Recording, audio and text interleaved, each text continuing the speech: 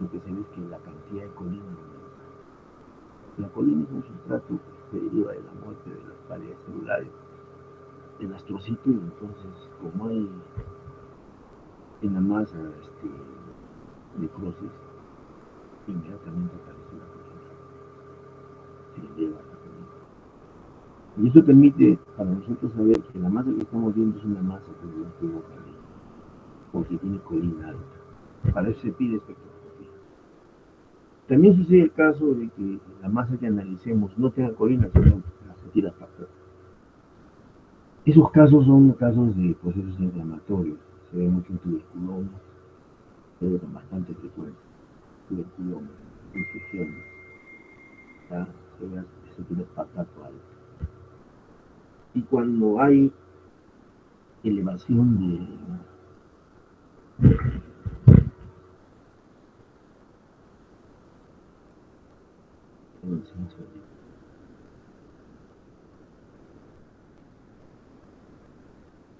cuando hay elevación de la colina, tiene que pensar siempre que tenemos un proceso subyacente. No se olviden nunca, espectroscopía para evaluar la colina. Si sospechamos que un glioblastoma multiforme esté elevado, prácticamente es casi seguro.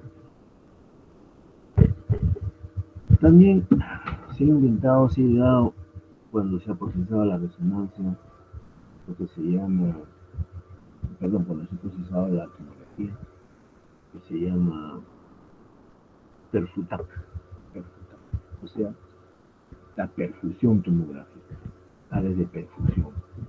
Eso se ve con mucha frecuencia cuando hay accidentes isquémicos. Nosotros no hemos desarrollado mucho el perfutac, porque nos falta técnica para hacerlo.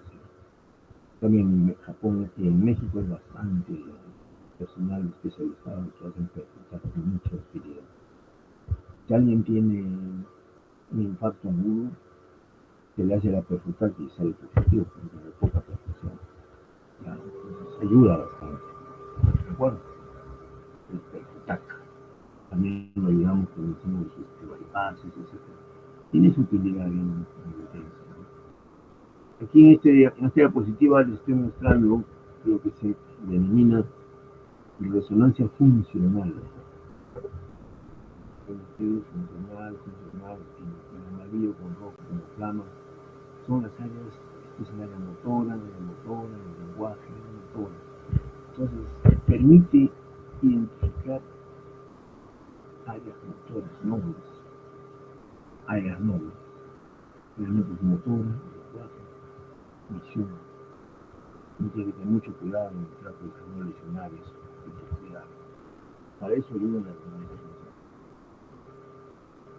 Y una de las últimas contribuciones, y quizá la más importante actualmente, se llama tractografía. La tractografía es un estudio que hace la resonancia de las conexiones nerviosas de los axones y del área motora, por ejemplo,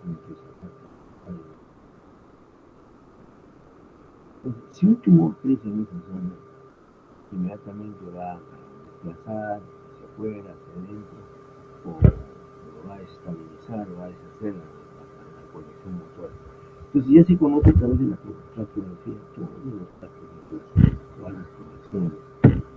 Y en base a eso, como ven ustedes acá, ya se tiene un mapa para poder decir qué tractos íbamos a comprometer con el tumor para evitarlo, para que no ocurra. Entonces la tractografía es de mucha utilidad para planificación quirúrgica. Pero, ojo, también es útil la tractografía para encontrar problemas como lo que se denomina y se llama lesión axonal difusa. La lesión axonal difusa es un cuadro clínico que presentan los accidentes de tránsito de gente que va en su moto, pues inyectada y se impacta contra un muro y cae al suelo. Y esas fuerzas de aceleración brusca rompen la zona. Y entonces deben siempre pensar en lesión axonal difusa. Si ustedes tienen un enfermo en la UCI sea grave, delicado, ¿no? Delicadísimo, que no tiene lesión cerebral, tipo una hemorragia, hematoma, me dice, ¿por qué te coma? Nos ha pasado. Le hablamos al paciente y en coma, está con ventilador, pero su tomografía es inocente y la resonancia tiene un poquito de eso. Entonces me dice, ¿qué ha pasado acá? Que esto no está tan grave. Bueno, si uno le hace la tractografía, encuentra que ha habido lesión de fondo. Se han cortado. Se han cortado. Entonces el paciente queda desacreditado. Por eso se llama lesión nacional difusa. Que hay que sospecharla cuando hay infectado, generalmente en motocicleta, generalmente. ¿Ya? Entonces, estamos viendo acá, después de hacer una recapitulación de todo, cómo la resonancia nos permite, a través de la tractografía, identificar una masa y planificar. Por ejemplo, si tenemos esta masa de esta forma, no vamos a intentar llegar pues en esta forma, cortando a todas las áreas nobles, pero sí podemos venir por el otro lado para hacer una circunnavegación y sacarlo, dañar a las estructuras que sabemos que están ahí con la tractografía. Está haciendo lo mismo, tiene el tumor, desplazado hacia adentro de las áreas nobles, o sea, los axones. Y entonces lo evitamos. Haciendo la cirugía no lo tocamos. Y uno tiene que superar eficaz. Entonces actualmente se opera con eso. Es más, se opera con el paciente en algunos casos, ¿no? Con el paciente despierto. Se le coloca sensores, se le coloca electrodos y aparatos de neuromonitorización que planifican. Entonces, se hace una cirugía de despierto. Esa generalmente es la cirugía que llamamos cirugía epiléptica, donde el paciente tiene convulsiones secundarias a la presencia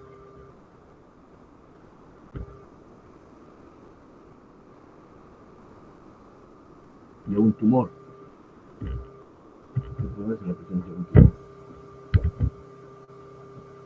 Entonces, esos son los avances más grandes que tenemos actualmente en cirugía cortical, la cirugía. Estamos avanzando en eso. La cirugía despierta nos permite sacar mielomas de bajo grado, extensos, sin dañar áreas corticales. ¿Ya? Creo que es todo por eso.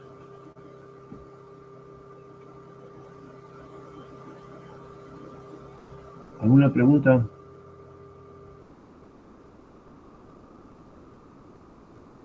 Hola. No,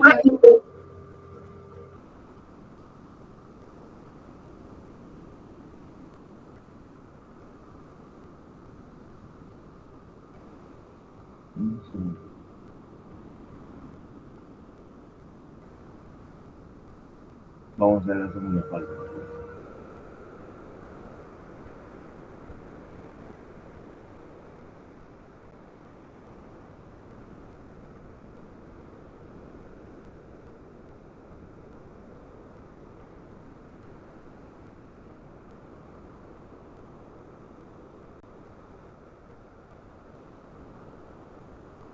Ok. Vamos a avanzar a la segunda parte de la clase, que es la hipertensión endocraniana.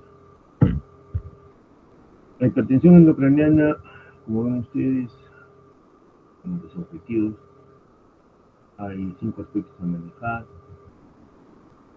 Vamos a desarrollarlos todos. Bien. La presión intracraneana, de acuerdo a la teoría de Monro-Kelly, generalmente está entre 10 a 15 milímetros de mercurio en el adulto, en todo caso menor de 20. Por encima de 20 hace la hipertensión endocraniana. En los niños es un poquito más bajo, es decir, también en los neonatos, porque los neonatos también nacen con hidrocefalia y tienen hipertensión endocraniana. Entonces, hay que tener en cuenta que en el endocráneo, que es una cavidad cerrada totalmente, hay 3 componentes importantes. El componente vascular, sangre arterial, sangre venosa, componente hídrico, el líquido raquídeo, y el componente tisular, el tejido, que es el tejido cerebral. Entonces, esos tres, cuando están en equilibrio y están totalmente, digamos, en calma, es lo que ven ustedes acá. Sangre venosa, sangre arterial, el tejido cerebral, el líquido cerebral, tienen una presión que va entre 10 y 15. Es lo normal. Pero si por alguna razón aparece una masa, la masa puede ser un hematoma, un coágulo, puede ser un tumor, puede ser edema, puede ser un parásito, etc. Si aparece una masa y empieza a crecer, al crecer la masa, no puede comprimir al cerebro porque el cerebro es incomprensible, porque tiene su tamaño, ¿no? A la sangre arterial tampoco, porque la sangre arterial tiene una fuerza, llega hasta 140 milímetros de mercurio en algunos casos. Y entonces, ¿a quién comprime? Comprime a que se lo recibe y comprime la sangre. Entonces, esa, digamos, expulsar el agua, expulsar la sangre venosa, hasta cierto punto compensa el crecimiento de la masa. Es una especie de, digamos, de buffer para evitar que aumente bruscamente la masa. Es compensable. Pero ¿qué pasa si sigue creciendo la masa? La masa crece, ya no hay nada que bote, entonces ya hay una fuerza extraña que empuja para salir de esa bahía, eso se llama hipertensión. Por encima de 30 milímetros de mercurio es grave, es gravísimo. Y no solo eso, sino que hace determinar algunas cosas. Por ejemplo, se ha encontrado que si una masa en la región supratentorial tiene más de 30 mililitros es tóxica, se mata a la enfermedad. Es una distracción inmediata. Cada vez que vean ustedes una masa en cerebro, midan el volumen. Si es menor de 30, pasa. Si es mayor de 30, no. No. Con todas las palabras, no. Igual pasa con las masas de fosa posterior. En fosa posterior no vamos a esperar que haya 30 mililitros, porque es chiquitita. 3 centímetros. Por encima de 3 centímetros, tiene que operarse. Tiene que sacarse la masa. Por encima de 3 centímetros. Eso ya está normado, está aprobado y no hay vuelta legal. Por encima de eso ya viene la muerte. Entonces, quedamos de acuerdo en que la cavidad rígida y defensible de la bóveda craneal contiene el encéfalo, contiene la sangre, contiene la sangre venosa, sangre arterial, que hasta el volumen ya está determinado. Entonces, la masa, cuando se hace crecer, se hace espacio. Al hacerse espacio, comprime a la estructura noble. Entonces vienen los signos de hipertensión endocraniana observados en la tubería. ¿Cuáles son esos signos? Primero, borramiento de surcos, borramiento de cisternas porque las aplastan, las estrechan, aplastamiento de los ventrículos, borramiento de ventricular. Borramiento ventricular significa que normalmente tenemos la línea media que es el septum pelúcido, pero una masa extraña aprieta de un lado hacia otro y entonces aplasta el ventrículo, desaparece. Y lo que más delicado, a la línea media, que es el septum pelúcido, la lleva hacia un lado, o sea, desplaza la línea media. Entonces, otro signo de hipertensión endocrinal. Estamos sumando borramiento de surcos, borramiento de cisternas, aplastamiento de los ventrículos, desplazamiento de la línea media. Todo eso hace que nosotros en la emergencia tenemos la posibilidad de decir acá hay hipertensión endocrinal que ven en su trabajo.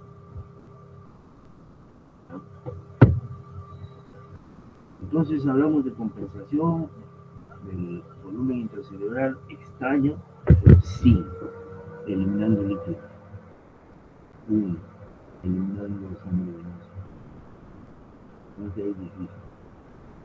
Entonces, si no ayuda eso, entonces se distorsiona el cerebro por la acción que hace la masa.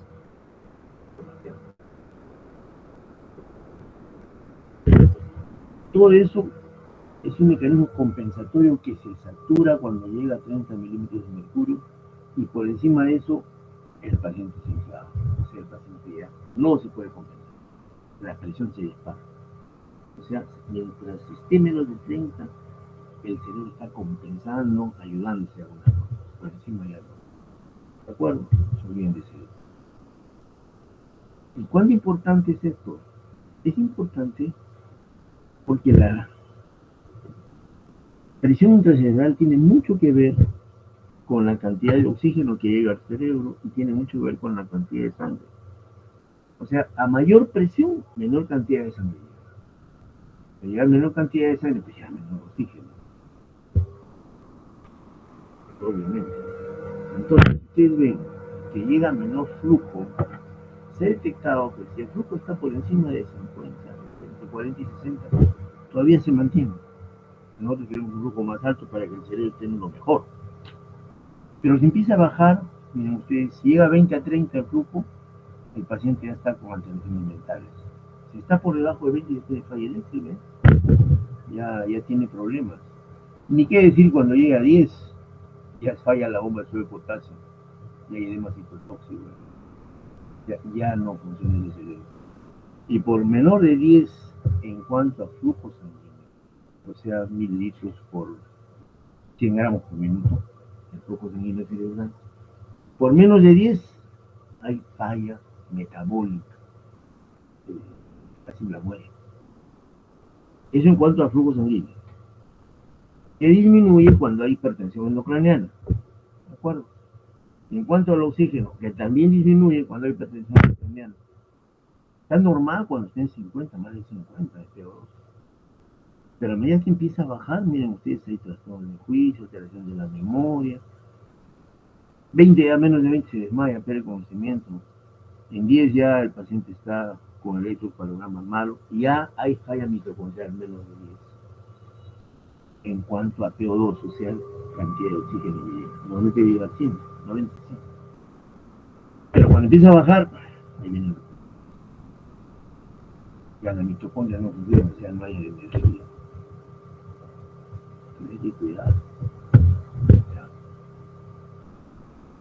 El flujo sanguíneo cerebral, pues, como ven ustedes, es vital y se encuentra entre nosotros a través de la perfusión cerebral, lo que se llama la presión de perfusión. O sea, con qué fuerza va a llegar ese a arreglar al cerebro. Esa presión de perfusión se calcula mediante una fórmula en la UCI que es igual a la presión arterial media menos la presión intracerebral.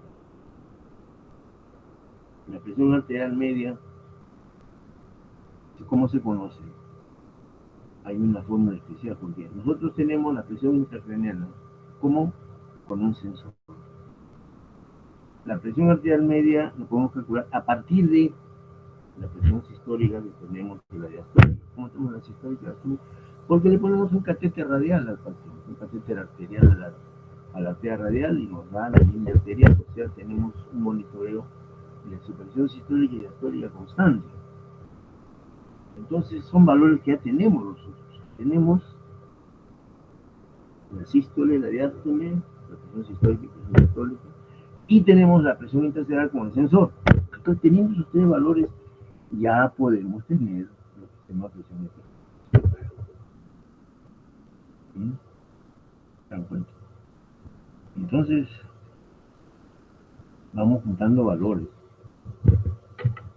Y aquí hay un detalle que quiero que recuerden siempre, que cuando el paciente está hipertenso, o sea, la presión arterial sube elevadamente, hay presión arterial. Y cuando baja la presión sistémica, hay vasoilítica. Es por eso que es importante cuando un paciente llega a emergencia como emergencia hipertensiva, crisis hipertensiva, una presión sistólica de 230 o 250, inmediatamente actuar, porque si no se va a producir isquemia cerebral, o sea, los vasos se cierran. Estos datos son para conocimiento general, solamente nos preguntan en los exámenes de Foren, de examen de evidencia, sobre el flujo metabólico. Deben saber que el mayor flujo de la sustancia gris, que se necesita mucho ATP, el cerebro consume bastante oxígeno del gasto total y la glucosa también. Ya, oxígeno y glucosa. Entonces, el organismo, a través de esos mecanismos de compensación, mantiene pues, adecuadamente el oxígeno. Salvo que pasen problemas, como, digamos, masas muy grandes, disminución del CO2 intensamente, disminución del oxígeno, entonces se altera todo. ¿Ya? Y el paciente ya no camina. Entonces, de la ecuación que les decía de la presión arterial media, simplemente interés para intensistas, se los he puesto allí porque seguramente los van a escuchar mencionar, existen ecuaciones para eso, para tener la presión arterial media. Y vuelvo a insistir, la presión de perfusión cerebral es igual a la presión arterial media menos la PIC. La presión arterial media, ¿cómo la sacamos? Como teniendo nosotros la línea arterial, donde tenemos la sistólica y la diastólica. Entonces nosotros ya tenemos sistólica y diastólica en el monitoreo. Y la PIC a través del sensor. Entonces, con esos tres calculamos la presión arterial media. Esto lo usamos mucho en la UCI. ¿Ya? Con relación al metabolismo del CO2, es importante saber que el CO2 sale a través de la respiración, de la inspiración, expiración del pulmón. Pero ¿qué va a pasar? ¿Qué va a pasar? Que el paciente, por hipertensión intracraniana, empieza a comprimir, a tener problemas al tronco cerebral, el paciente empieza a dejar de respirar. Ya tiene una respiración inestable, una frecuencia baja, y empieza a retener CO2. ¿Por qué no ventila? Retiene CO2, acumula CO2. Entonces, al acumular CO2 ocurre lo que se llama acidosis respiratoria. Hay exceso de CO2. Y ese exceso de CO2 provoca vasoconstricción severa. Entonces, hay problemas. ¿Se dan cuenta?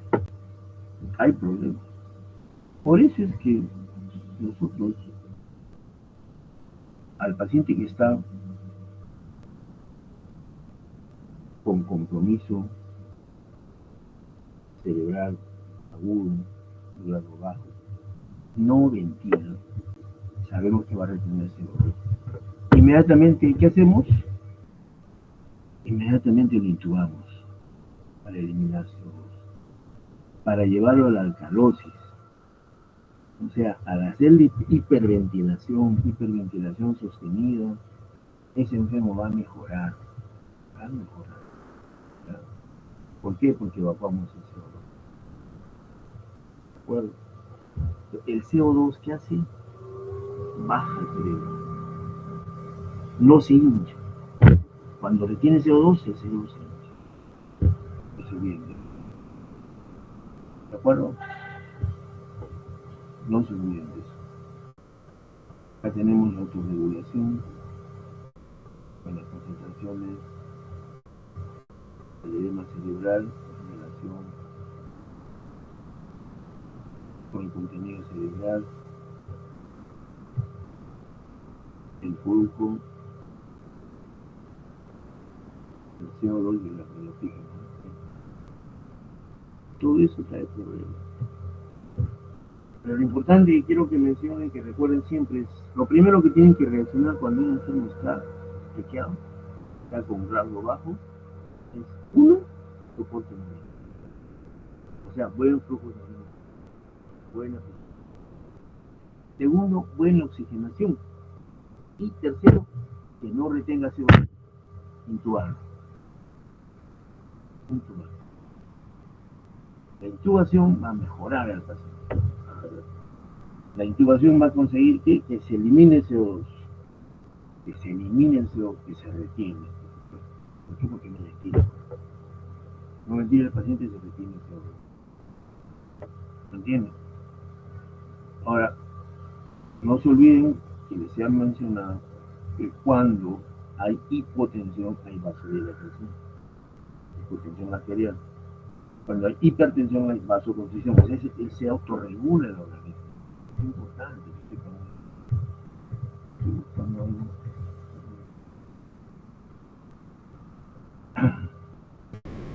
acá está.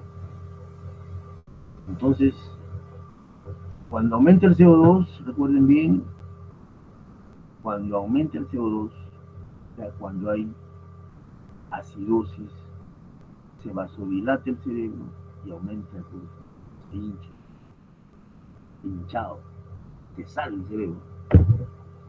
A la anestesióloga se ventílalo, hiperventílalo, entonces bolséalo. Entonces, hiperventílalo, bolsea, y el cerebro, como elimina el CO2, se lo lleva a la alcalosis, se baja, hay vasoconstricción, se aprieta, se reduce. Y es importante, entonces nosotros tenemos que operar con eso, con el cerebro apretado. Por eso se requiere que lo ventile el paciente. Entonces, inmediatamente, intubación, no se olviden. ¿Ya? Entonces, hemos revisado factores generales de la hipertensión intracraniana. ¿Y cuál es la importancia de la hipertensión intracraniana o la presión intracraniana? Lo importante es que es una causa tratable del deterioro neurológico. O sea, el deterioro del paciente por hipertensión intracraniana se trata. ¿Cómo se trata? Dándole más oxígeno, bajando el CO2, dándole flujo sanguíneo, volumen. Se trata. Y eso es la obra de nosotros, del médico. ¿Ya? ¿En qué circunstancias, por ejemplo, aumenta la presión intracraniana? Cuando hay una lesión ocupativa de espacio, acá llama LOE, lesión ocupativa de espacio. Cuando hay una obstrucción venosa, cuando hay el dedo se hincha, entonces hay que... ¿Ya? Esos son los problemas de la hipertensión no craneana, no se olviden. Ahora, ¿cómo se manifiesta clínicamente? Se los he estado esbozando ya. Hay cefalea intensa, vómitos, edema de papila.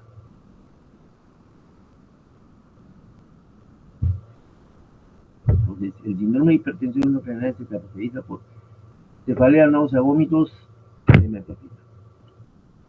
Edema de papila. Pero yo pregunto, ¿cómo vamos a saber si hay edema de papila? Con aparato especial para ver la papila, con oftalmoscopio. ¿Encontraremos oftalmoscopio en emergencia? Voy a decir con seguridad que rara vez. La mayoría de las veces no está la enfermera, si se encuentra la llave, el oftalmoscopio no tiene pila, y si se encuentra la pila no tiene foco. Entonces generalmente llamamos al oftalmólogo que vea. Entonces el edema de papila, que es importante,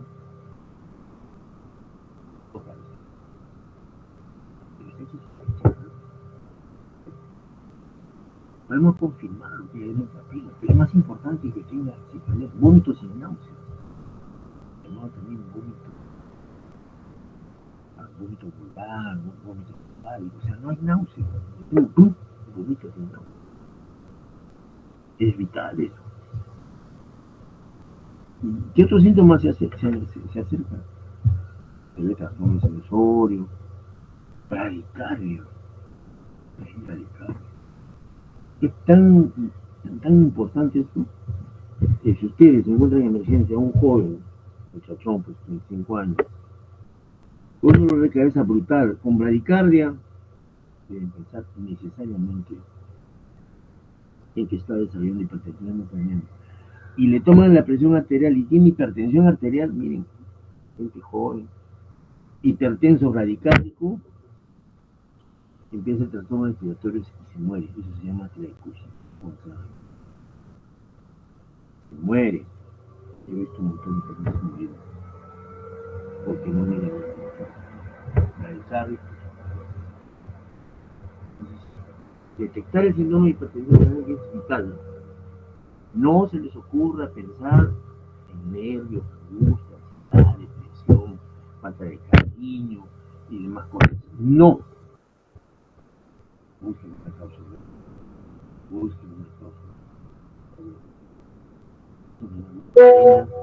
Ver a jóvenes médicos en emergencia en preparación y que ya no hay diagnóstico de depresión. Y no, por favor. El edema papil es importante, pues saber, ¿no? Pero pocas veces lo vemos. El daño cerebral por hipertensión endocrinal, pues entonces se desencadena porque hay un oxaloval, falta de glucosa, falta de oxígeno, exceso de estrés. Entonces ya se altera la perfusión. Hay hernias cerebrales. Debemos entender también de que la presión intracerebral tiene lugares especiales. Por ejemplo, en la región temporal es gravísima. ¿Por qué grave y de mayor riesgo? Porque cuando provoca crecimiento o una alteración en el lóbulo temporal, inmediatamente comprime aquí al tronco cefálico, en lugar lateral. Es cuando esté en la fosa posterior, igual. Es muy sensible. Alta mortalidad y posibilidad de enclavamiento por la vida. En la región temporal provoca enclavamiento porque el uncus del temporal comprime al lóbulo, al bulbo. Y en la fosa posterior la amígdala comprime la clava, por eso se llama enclavamiento. La clava es una región anatómica especial de la fosa posterior. Clava.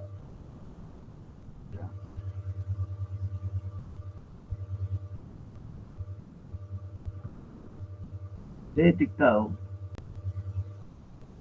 que la hipertensión endocraniana clínicamente tiene 4 etapas. En la primera etapa, llamada compensada, se desplaza el agua, se desplaza la sangre venosa, de alguna manera se estabiliza. Pero tiene uno que ser muy astuto para encontrar los signos de hipertensión endocraniana.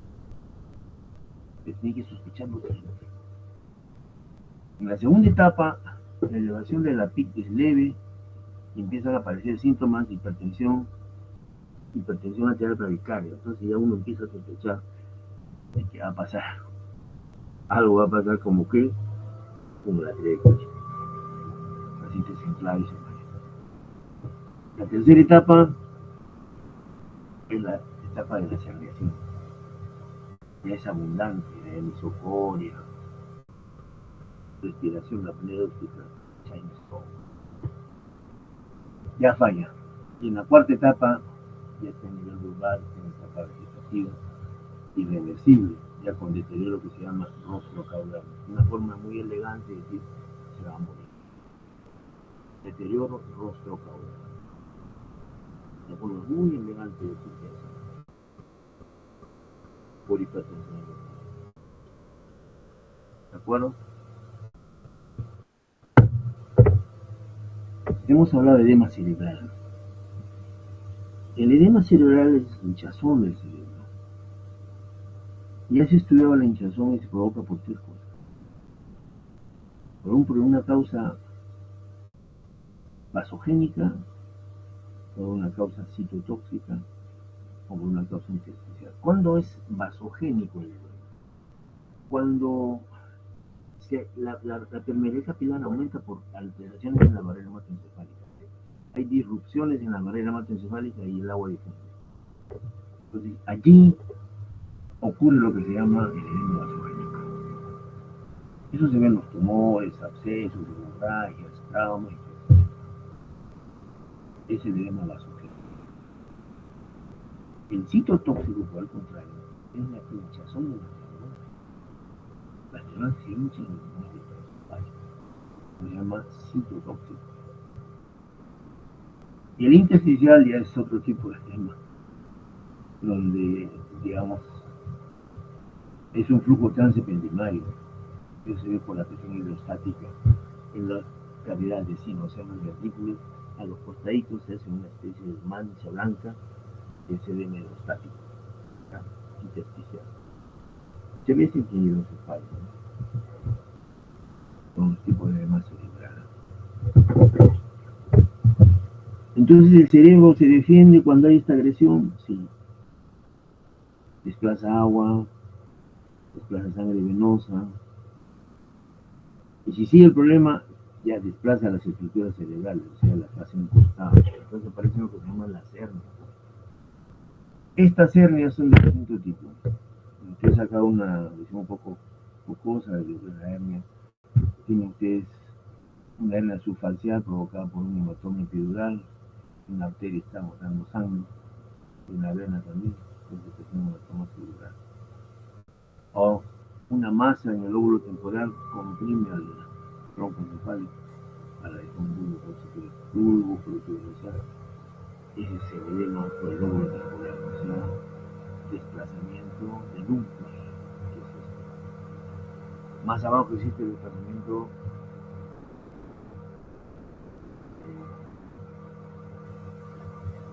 de la amígdala cerebelosa,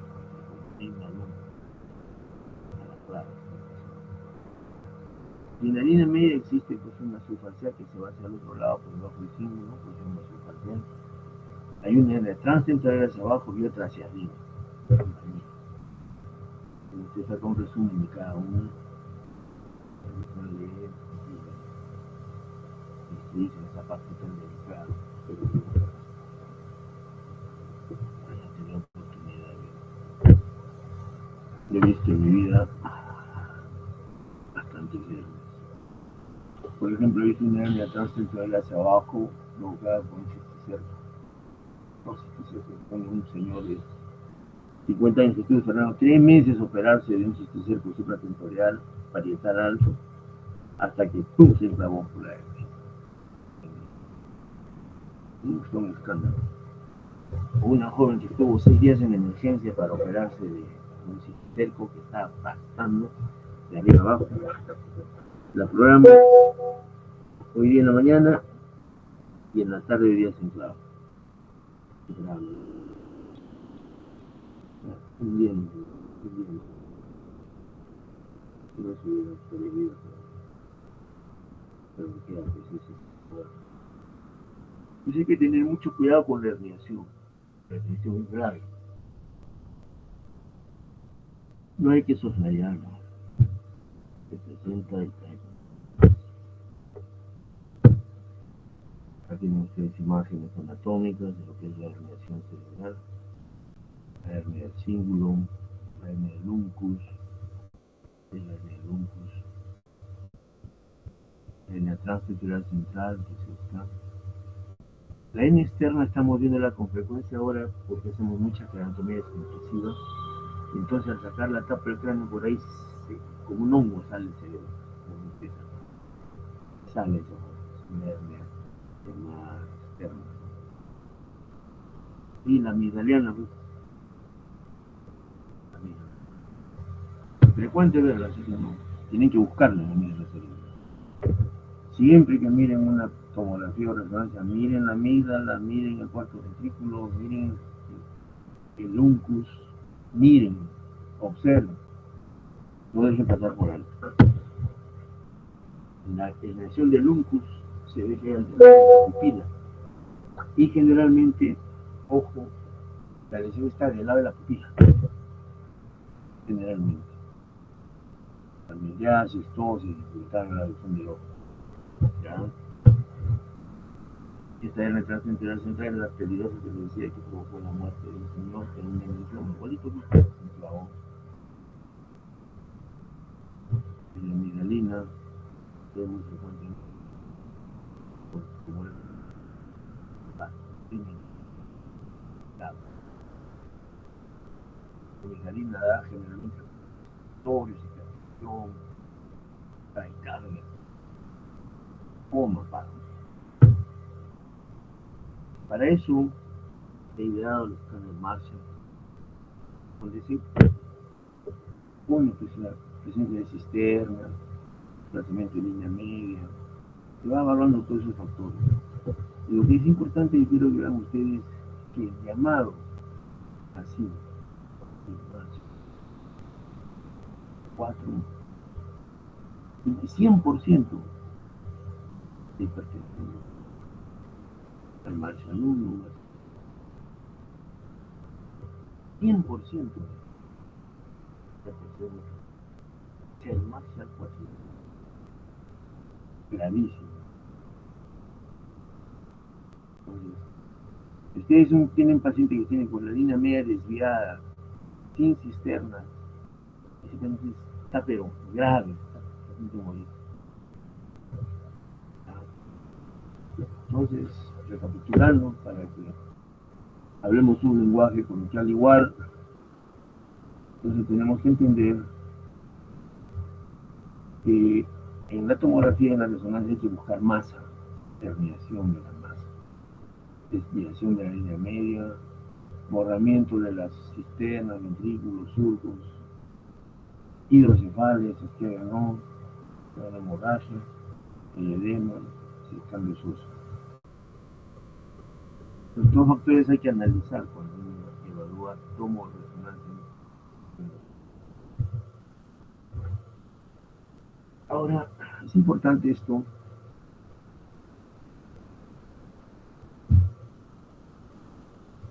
Las lesiones secundarias. ¿Qué significa? Lesión primaria es lo que se produce por el problema, por el trauma inicial. Y lesión secundaria es lo que ocurre minutos después, hasta días después. ¿Qué lesiones hay locales? Inflamación, apoptosis, despolarización, convulsiones, son suelen provocar. En cambio, sistémicamente, lesión secundaria es algo que nosotros podemos evitarlo totalmente. La hipoxia, por ejemplo.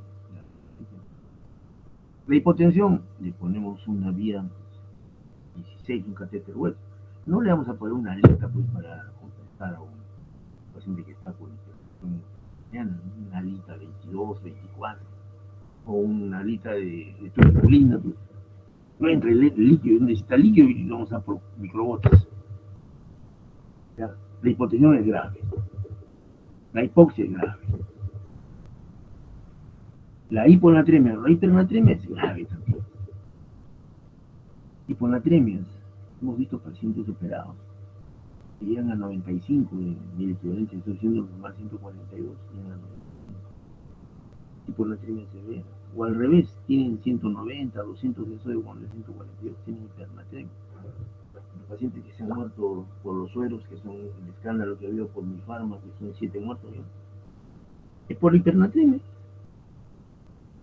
Pero mal preparados que le han provocado al paciente hipernatremia, cerebro falla.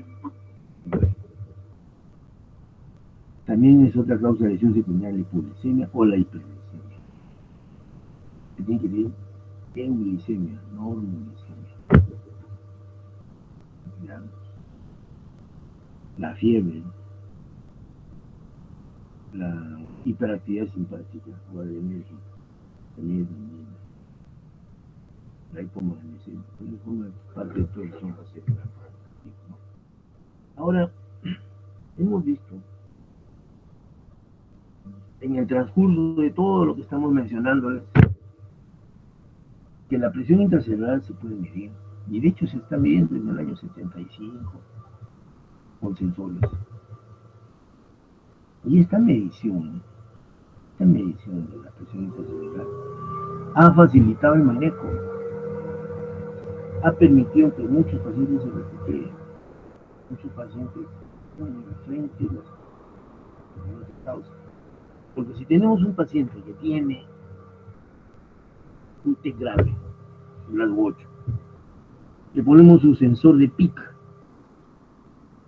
que tiene hinchazón en el cerebro, el hemisferio izquierdo está hinchado, la PIC está en 24, 25. De repente empieza a bajar el Glasgow, vemos el sensor y está en 35. Le damos todas las medidas de soporte y no baja. Lo único que quiere es operar. Es una enfermedad comprensiva para ayudar a que se muera.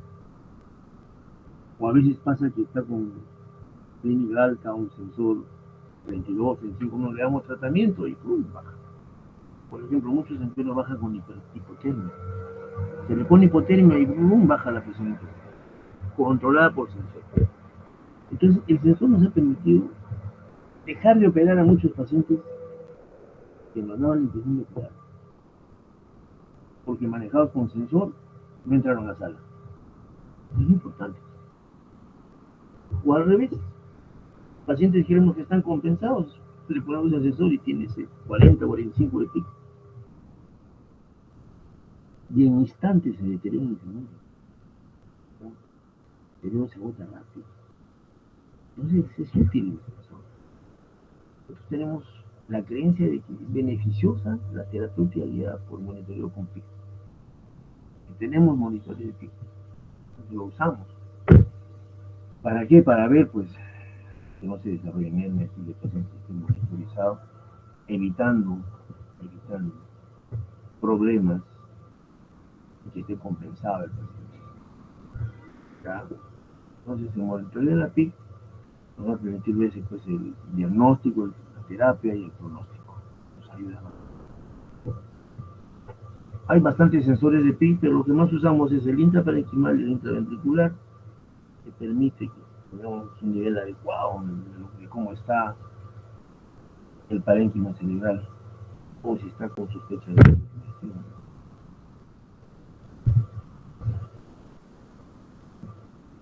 Hay bastantes dispositivos, pero tenemos siempre que pensar en lo mejor. Los mejores son los que permiten intraparenquimal, intraventricular. Tienen sus ventajas y desventajas. Tenemos los dos. El epidural ya lo usamos, el lumbar tampoco. Ya tienes un monitor de PIC, un camino que tenemos en piso, lo usamos bastante. ¿No? Muy útil. Acá tienes una presión, cómo se monitorea. Tenemos el otro codo, que es nuevo también. Igual, muy útil. Entonces, los dos ponemos. Pero cuando no ponemos sensor, cuando hay coagulopatía. Hemos visto que con la coagulopatía se genera una hemorragia vertical. Hemos visto. No nos la cuentan. ¿Ya? Entonces, cuando hay coagulopatía no revertida, o sea, no tratada, hay que severa por el sensor. Estaba indicado sí, pero tenía coagulopatía, pues no iba a poner eso. Ahora, siempre hay criterios en contra, pues dicen que se infecta, pero es mentira. Tenemos menos del 10% de infección. El tiempo, hemos llevado unos sensores hasta 20 días, 20 días. Ya, nuestros servicios tienen mucha experiencia con los sensores. Y obvio, cada sensor cuesta $1,100, $1,200. No son baratos. Lo compramos. Y nos permite ver, pues, cómo están las ondas de segundo canal para poder darles la mejor atención. ¿Cuánto tiempo? Hemos hecho esta 21 días, hemos visto, ¿no? Muchas veces se infectan, pues, pero el paciente se salva. Entonces hay que hacer. Usamos el sensor de utiliza a una paciente con hipertensión renal severa. Todo lo que tiene sensor, tiene tubo, tiene arterial, así lo nosotros tratamos de nuestro problema. Entre el marco general de tratamiento de la hipertensión endocraniana grave está la pulsión de la cabeza, la sedación, la evacuación del equilibrio raquídeo, agentes osmóticos como el mannitol, soluciones hipertónicas como el clorhipersodio, ya hipertónico, la hiperventilación para bajar el CO2, control de la temperatura, control de la conducción, control de la hiperglicemia, y el acomodador histórico. Y si no mejora, pues se seca el remedio. Más o menos el esquema general. Como ven ustedes, todo eso se hace. Empieza. En emergencia, posición de la cabeza, 30 grados. Semifaule, 30 grados, para permitir que haya retorno de para hacer espacio. Sedación tiene que estar sedado, no tiene que estar luchando, no tiene que estar sedado. Normovolemia, hay que evitar que esté deshidratado y que tiene que usarse solución salina isotónica. Recuerden, está proscrito el uso de isotónicos.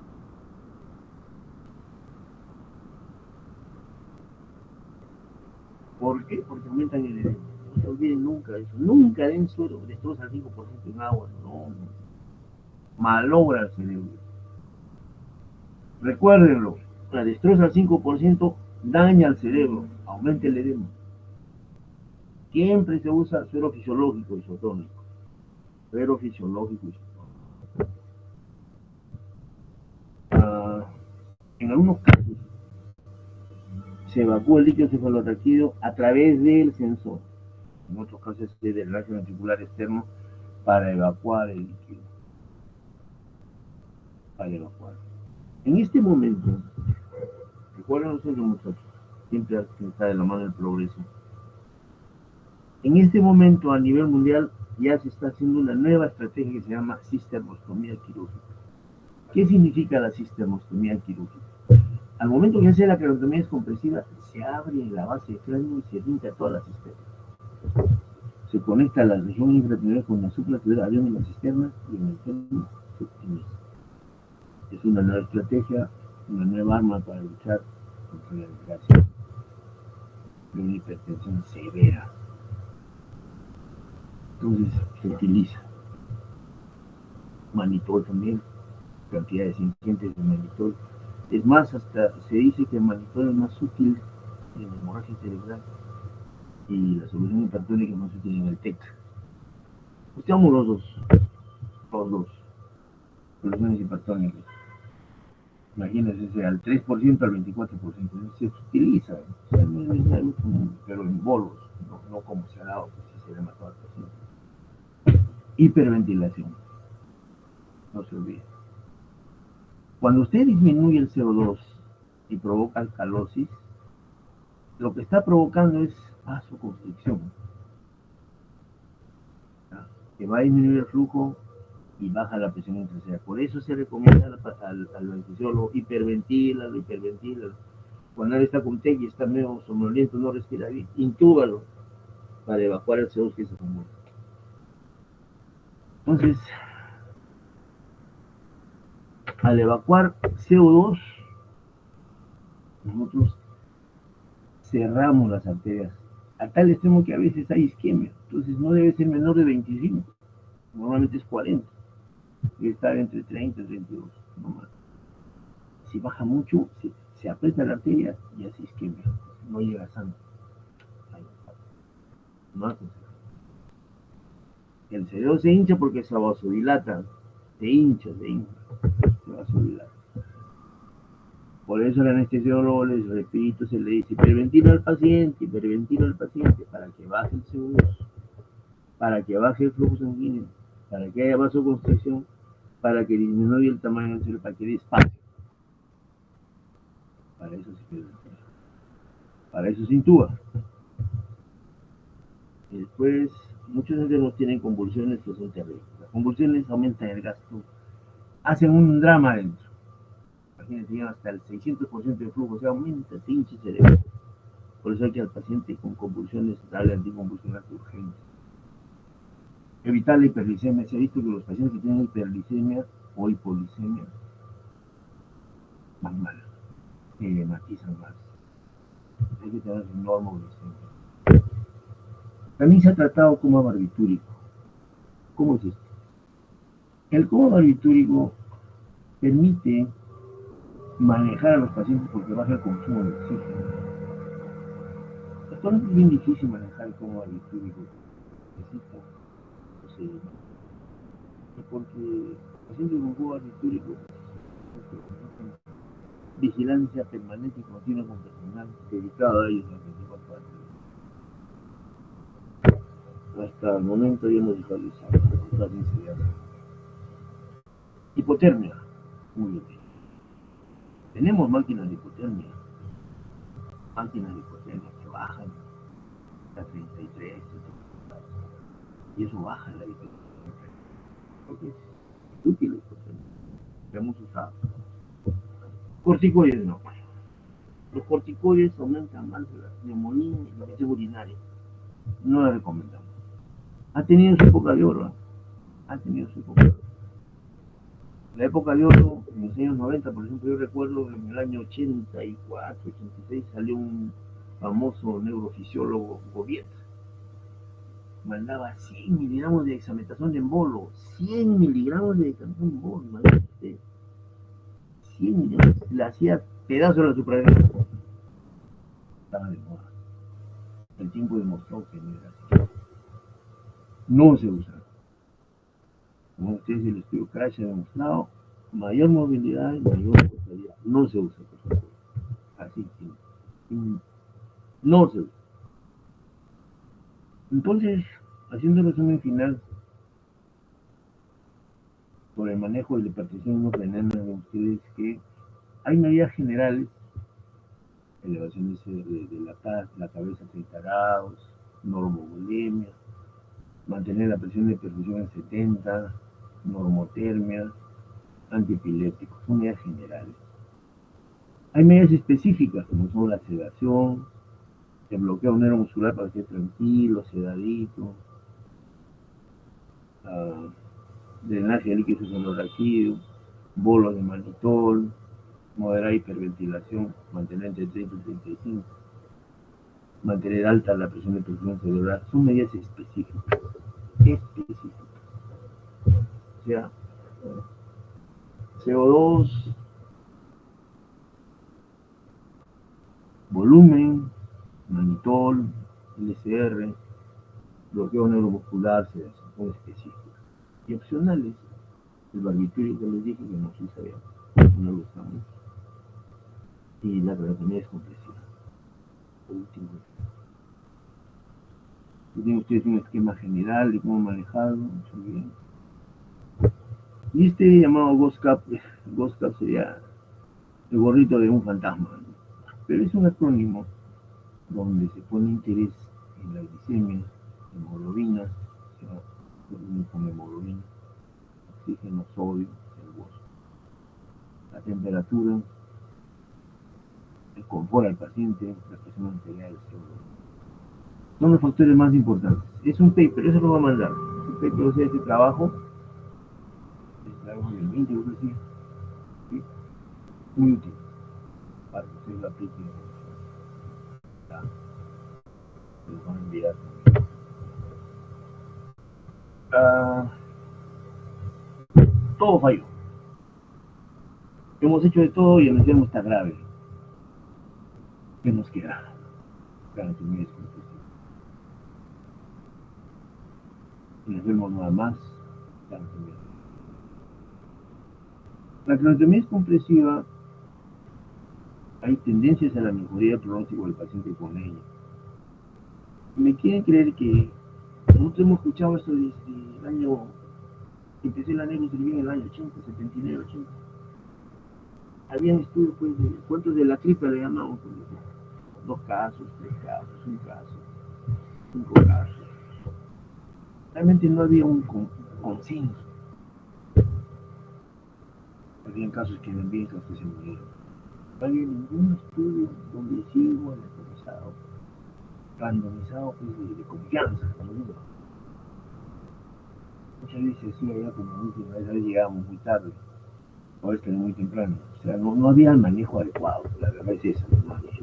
Hasta que se empezaron a identificar, pues, de forma anecdótica, la evolución favorable del paciente que se hacía una transtomía unilateral, como acá, por ejemplo, de toda la mitad, o acá los 2 lóbulos frontales. Y entonces empezó a tener indicaciones de intervención quirúrgica. Entonces empezó a planificar. ¿Cuándo hacer una transferencia supratentorial? ¿Cuándo intratentorial? Yo les daba la pauta general. General, cuando la masa es mayor de 30 mililitros y no se compensa, tiene que esperar. En la fosa posterior, cuando es mayor a 3 centímetros, sáquela.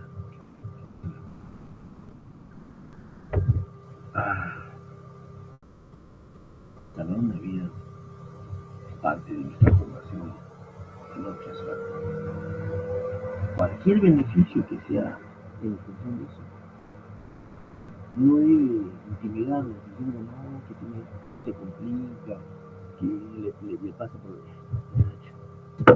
en todas las características que hemos hecho. ¿Qué no hemos visto?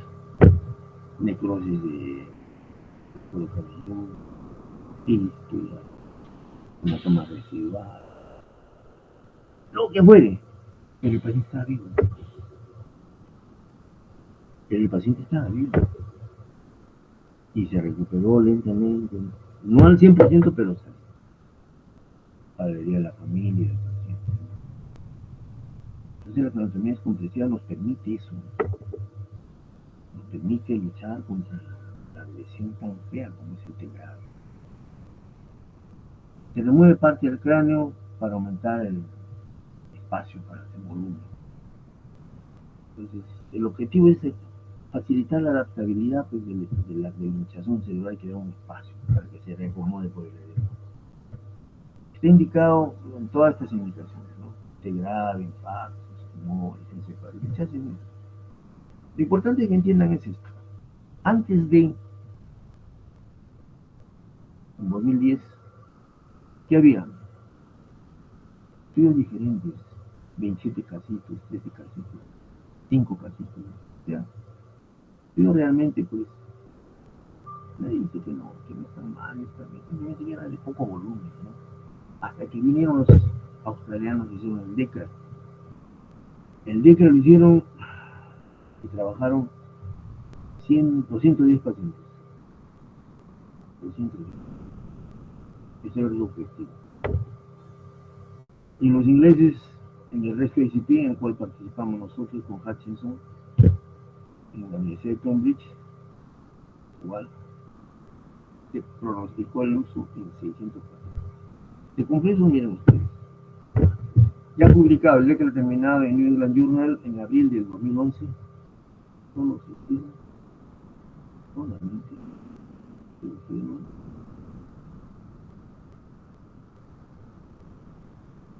155 pacientes. Eran 210 y quedaron 150 por las complicaciones que tuvieron. Por las complicaciones que tuvieron. Acá está, si quieren interés, tienen todo el paper completo con las conclusiones.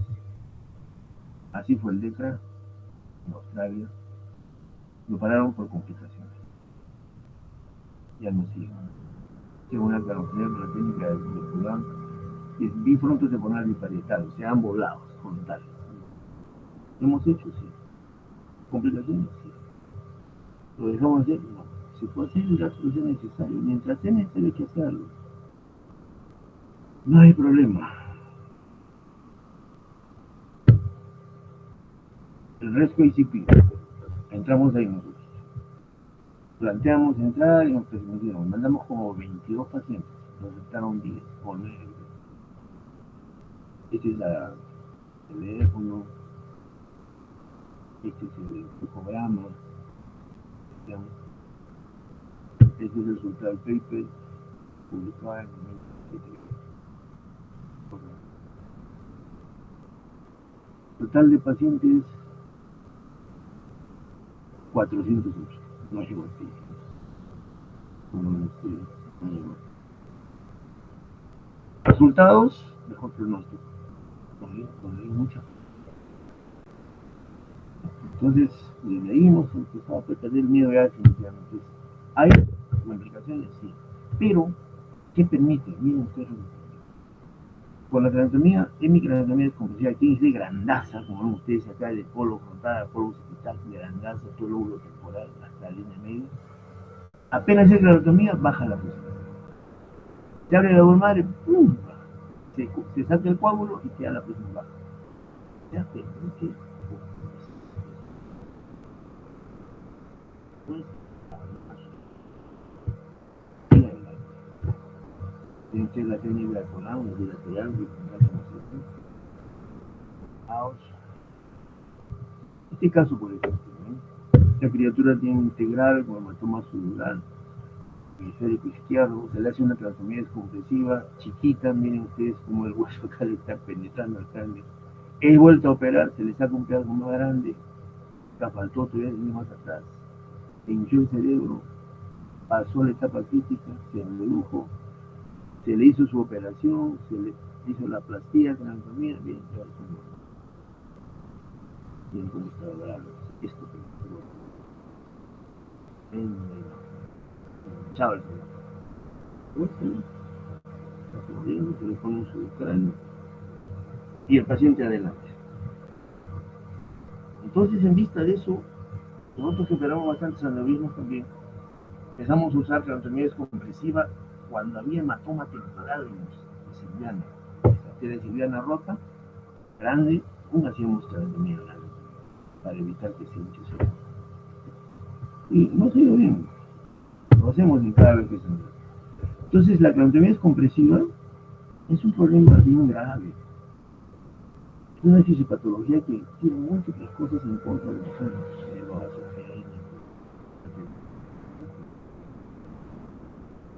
Todos esos problemas en contra. Todos esos problemas en contra. Fallas moleculares, estructurales y metabólicas. Pero, si solucionamos bien al paciente, vemos el momento más adecuado para intervenir. Vemos todos los neuroparámetros. Hacemos una cirugía estándar, grande, amplia y con bastante seguimiento por parte del cirujano. Pues esto no va bien. El mal manejo es el que determina que el paciente. El cirujano tiene que estar ahí mañana, tarde y noche para el paciente. Esa es la parte de la enseñanza. Posteriormente ha habido otro trabajo sobre hipertensión endocrinal, hematoma subdural agudo. ¿Y qué hacer? Hacer craneotomía, ven ustedes hematoma subdural agudo, grave. Hacer craneotomía o craniectomía. ¿Ven? Aparentemente no hay ningún problema. Este es el último que vio del año 23, craneotomía y craneotomía van igual. O sea, no hay cambios. Eso es todo lo que tenemos hasta ahora. Muchas gracias.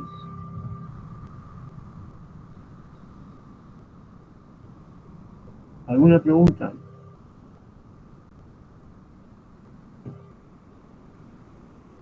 ¿Aló? No, doctor, todo claro. Ok, Gabriela, te voy a enviar los PowerPoints ahorita para que los repartas a tus compañeros. Recuerdo, solamente hay 12, me parece que no he estado bien ocupados. Muy bien. Muchas gracias, buenas tardes. Buenas Está tardes. bien, doctor, gracias.